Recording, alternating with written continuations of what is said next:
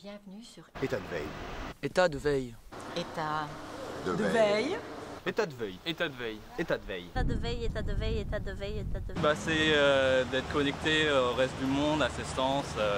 C'est attendre quelque chose, ouais. C'est garder quelque chose. Veille. Être quand même là. Par les yeux ouverts. C'est tout le temps. État de veille, c'est manger des pommes.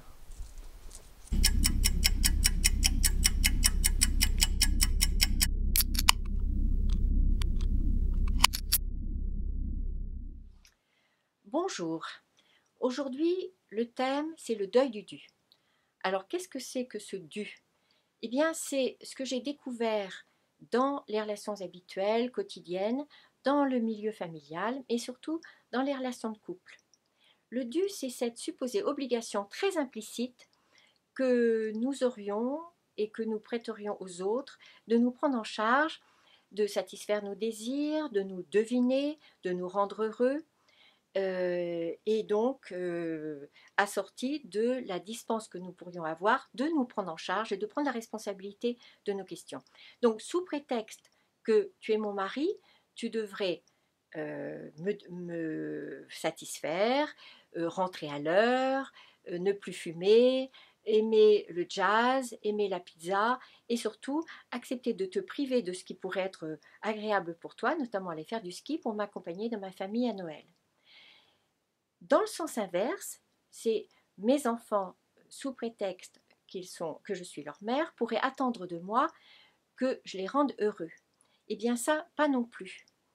Donc, le deuil du dû suppose de prendre cette responsabilité adulte, de poser des questions, de supporter les réponses négatives, de me réjouir des réponses positives, de continuer à exprimer tout ce qui se passe pour moi en prenant la totale responsabilité.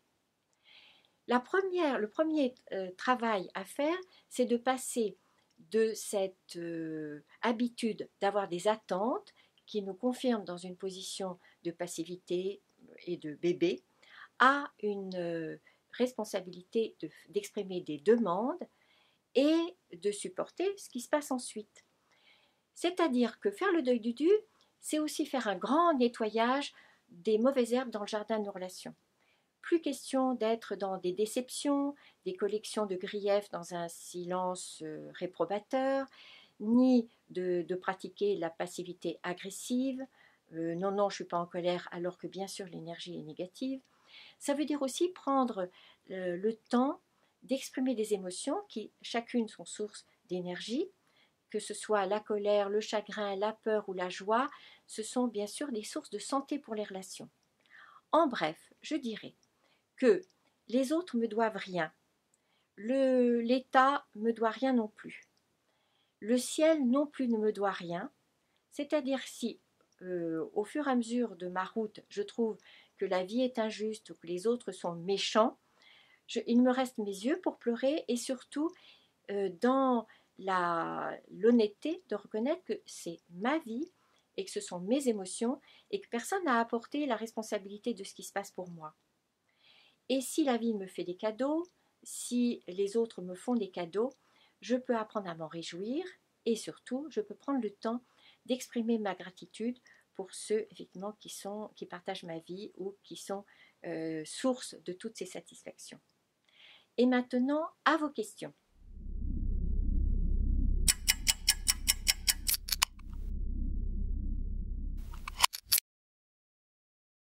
Donc j'ai bien entendu faire des demandes plutôt que être dans des attentes. Enfin voilà, donc faire des demandes, je suis active. Ce que je vois pas très bien, c'est exprimer mes émotions. Je vois l'avantage d'exprimer ses émotions quand on est en couple par exemple, mais je vois pas le lien avec deuil du dû, le fait que je dise je suis en colère ou là je me sens cette émotion. Je vois pas le lien avec deuil du dû. Voilà. Le lien, il est celui introduit par Marshall Rosenberg sur la communication non violente, que j'appelle donc communication responsable, au sens où le commun dénominateur, c'est justement la responsabilité à la fois de ce que je demande, mais aussi à la fois de ce que je ressens. Or, exprimer mes émotions, ça veut dire prendre la totale responsabilité de tout ce qui peut se passer pour moi sans en accuser l'autre, avec des reproches, avec des déceptions et avec tout ce que j'appelle ici les mauvaises herbes du jardin. C'est-à-dire, chaque fois, c'est prendre à fond cette responsabilité de ce qui se passe pour moi pour éviter de faire des écrans dans la relation ou surtout de prendre l'autre en otage dans ce que j'ai du mal à vivre. C'est ça. Oui, d'accord. Donc dans les deux sens, c'est faire des demandes par rapport à ce dont j'ai besoin et ensuite exprimer mes émotions par rapport à ce que j'éprouve au lieu de blâmer l'autre. C'est toujours le mot blâme qui me semble important, d'autant plus que dans notre culture, colère et blâme sont quelquefois confondus. Et c'est juste l'opposé.